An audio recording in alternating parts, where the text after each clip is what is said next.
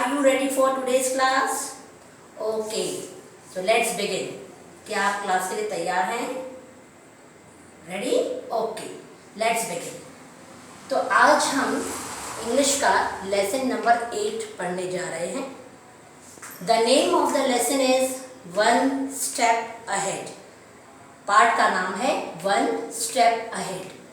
इसका अर्थ है एक कदम आगे. स्टेप का अर्थ होता है कदम, अहेड मतलब आगे, एक कदम आगे. This is the name of the lesson. इस लेसन के ऑथर है APJ Abdul Kalam. Abdul Kalam is the author of the lesson. तो चलिए हम लेसन स्टार्ट करते हैं. जब मैं लेसन आपको एक्सप्लेन करूंगी बेटा, आप सबको ध्यान से सुनना है. Okay, listen very very carefully. So let me begin. Through the window of the compartment, I watched the countryside. APJ Abdul Kalam कहते हैं कि जब मैं ट्रेन से यात्रा कर रहा था, उस यात्रा के दौरान मैंने ट्रेन के कंपार्टमेंट में विंडो से बाहर झांक कर देखा तो मुझे गांव नजर आया. I saw the countryside from a distance, मतलब कुछ दूरी से. The man in the fields, वहाँ जो पुरुष काम कर रहे थे अपने खेतों में, They were wearing white dhotis. उन पुरुषों ने धोतीस पहन रखी थी जो व्हाइट थी. एंड टर्बन्स, टर्बन्स मतलब जो सिर पे जो पगड़ी बांधते हैं ना, उसे कहते हैं turban. So the man were in white dhotis and turbans. पुरुषों ने व्हाइट धोती पहन रखी थी और टर्बन्स था. और जो लेडीज थी, दे वोर bright splashes of colour, means colourful saris पहन के रखी थी. खेत में पूरा बैकग्राउंड ग्रीन था. And the fields were of paddy fields. Paddy मतलब धान. खेत धान के थे. धान के खेतों में ये सारे men and women they were working. I sat glued to the window. Glued मतलब चिपक के बैठना. मैं विंडो से बिल्कुल लगा हुआ था, चिपक के बैठा हुआ था. Almost everywhere people were engaged. मतलब मैंने देखा सभी लोग अपने काम में इस तरह व्यस्त थे. मुझे लग रहा था मानो मैं कोई ब्यूटीफुल पेंटिंग देख रहा हूँ. It is astonishing how the landscape changes. ये बड़ा आश्चर्यजनक लगा कि जैसे हमारी ट्रेन आगे बढ़ती गई, हम उत्तर दिशा की ओर बढ़ने लगे. सारे नज़ारे बदलते नजर आने लगे. The rich and fertile plain of the river Ganga. अब हमें rich और fertile plains river गंगा के नजर आने लगे. And its numerous tributaries. Tributaries means small river joining the big river. जब छोटी नदी बड़ी नदियों से जुड़ती है उन्हें कहते हैं tributaries. तो गंगा और छोटी नदियों का संगम हमने देखा. That was a period of the Aryans. उस समय आर्यंस लोगों का राज हुआ करता था. It was 1500 BC.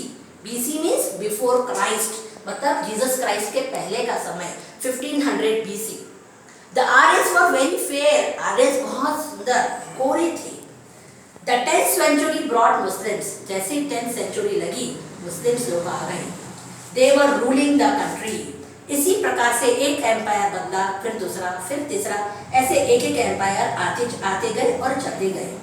हमने रास्ते में कई चीजें देखी. The Vindhyachal and the Satpura mountains. उसके बाद the Narmada, the Tapti, Mahanadi, Godavari and Krishna. ऐसे कई रिवर्स के संगम हमने देखे. To bring me to Delhi my train has cross all these things. यानी जब तक हम दिल्ली पहुंचे तब तक मैंने ये सारे नज़ारे देख लिए थे. I halted for a week in Delhi. Delhi में मैं पूरे एक हफ्ता रुका. The city of the great saint. उस समय वो सिटी थी सेंट हजरत निजामुद्दीन के नाम से. उस समय उनका राज हुआ करता था. मैं एक इंटरव्यू के लिए गया. I went for the interview at DTD and Air. DTD. The long form of DTD is Directorate of Technical and Development. DTD का लॉन्ग फॉर्म है directorate of technical and development. And P means production. तो इस institute में मैं interview देने गया. I did all well. मैंने पूरी तरह से जैसा मैं कर पाता था मैंने किया. The questions were of routine nature. जो भी क्वेश्चंस उन्होंने मुझसे पूछे बहुत ही मामूली से नॉर्मल से क्वेश्चंस थे, जिसमें मेरी विद्वता का कोई कारण ही नहीं था बताने के लिए, क्योंकि उन्होंने ऐसे कोई क्वेश्चंस ही नहीं पूछे कि मैं अपनी विद्वता का बखान कर पाता. कोई चैलेंज वाले क्वेश्चंस नहीं थे. Then I proceeded to Dehradun. फिर वहाँ इंटरव्यू देकर मैं देहरादून आया. सिलेक्शन बोर्ड में इंटरव्यू देने जाना था।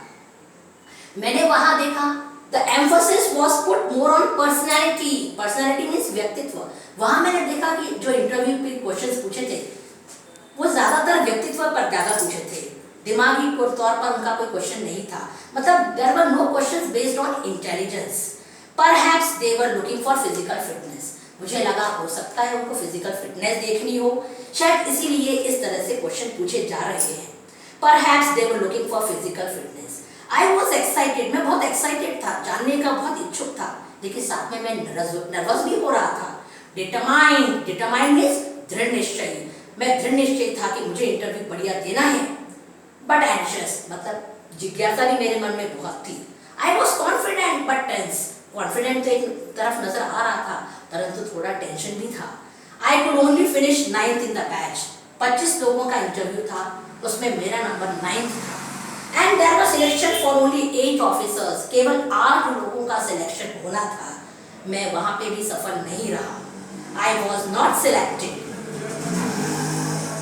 I was deeply disappointed. मैं बहुत दुखी हो गया और वहां से निकल पड़ा।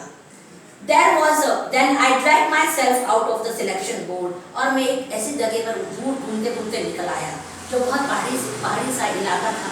मैं वहां जाके सोचने लगा, खड़ा हो गया। जब मैंने नीचे जाके देखा, देयर वाज अ लेक। एक वहां लेक नजर आया, एक तालाब नजर आया।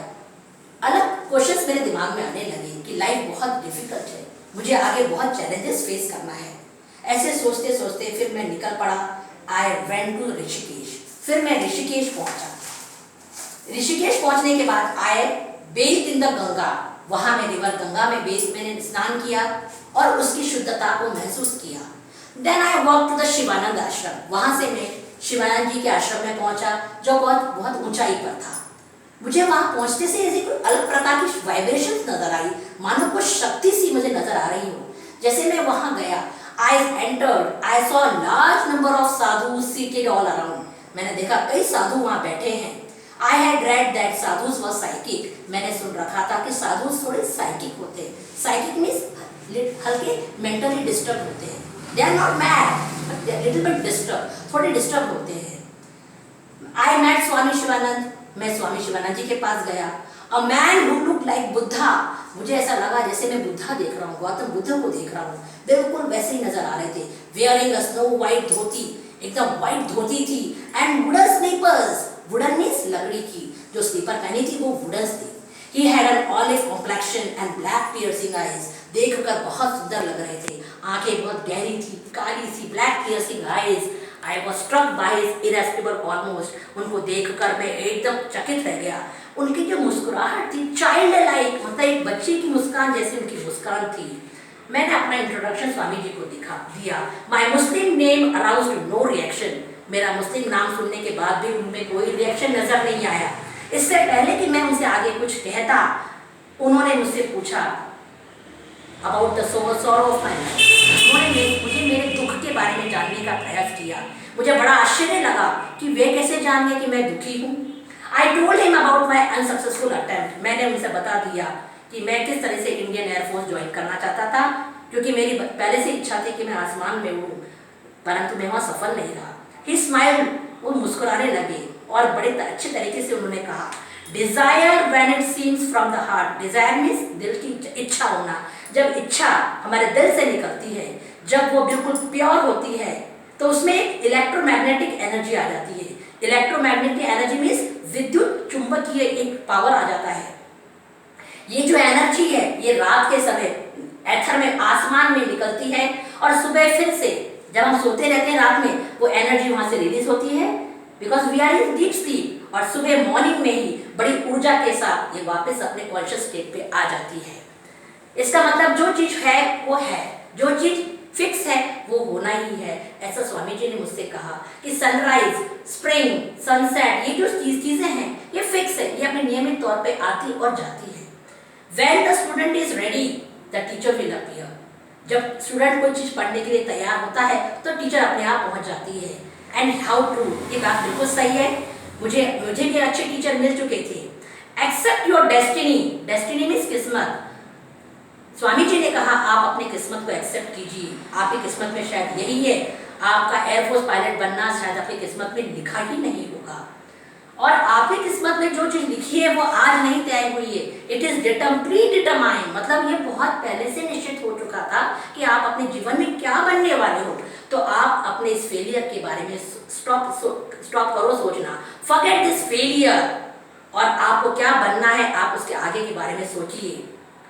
आप ये सोचिए कि you search for your true purpose of your existence, आपके जीवन में अभी रहने का जो असली पर्पस है आप उसे खोजो, और आप अपने आप को भगवान के विश के सामने सरेंडर कर दो। मीन्स जो ईश्वर करेगा वो अच्छा ही करेगा। ऐसा सुनकर आई रिटर्न टू दिल्ली, मैं दिल्ली आ गया एट DTP&P, जहाँ पे उन्होंने सबसे पहले इंटरव्यू दिया था DTP&P, तो इसी इंस्टीट्यूट में फिर से लौटे और मैंने वहाँ आके अपने रिजल्ट के बारे में पूछा कि मेरा इंटरव्यू कैसा रहा। जैसे मैं वहाँ गया I was handed my appointment letter, उन्होंने मुझे अपॉइंटमेंट लेटर दे दिया। I join the next day, दूसरे दिन मैंने सीनियर साइंटिफिक असिस्टेंट के पोस्ट पर अपनी जॉब स्टार्ट की। सो उनको पोस्ट कौन सी मिली थी? Senior scientific assistant.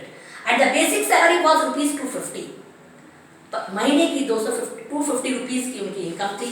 This was to be my destiny, मैंने सोच लिया कि यही मेरी किस्मत है। I thought let it be, मैंने सोचा अब जो है अच्छा ही है। अब मुझे मेंटल पीस मिला, मतलब मानसिक तौर पे जो शांति थी वो मुझे अब मिली। No more did I feel any bit, अब मुझे किसी प्रकार की कोई कड़वाहट नहीं थी कि मेरा एयरफोर्स में सिलेक्शन क्यों नहीं हुआ। और ये जो पूरी स्टोरी है it was in the year 1958, आज 2020 चल रहा है and the story is of 1958। तो यहाँ हम हमारा लेसन खत्म करते हैं। मुझे आशा है बेटा कि आप लोगों को ये लेसन समझ में आया होगा। ये इन्फॉर्मेटिव लेसन है जिसमें APJ अब्दुल कलाम की पूरी स्टोरी बताई गई है कि किस तरीके से उन्होंने इंटरव्यू फेस किया और उनकी डेस्टिनी में जो था वो उन्हें हासिल हो गया। So here I and up with the lesson. जय हिंद।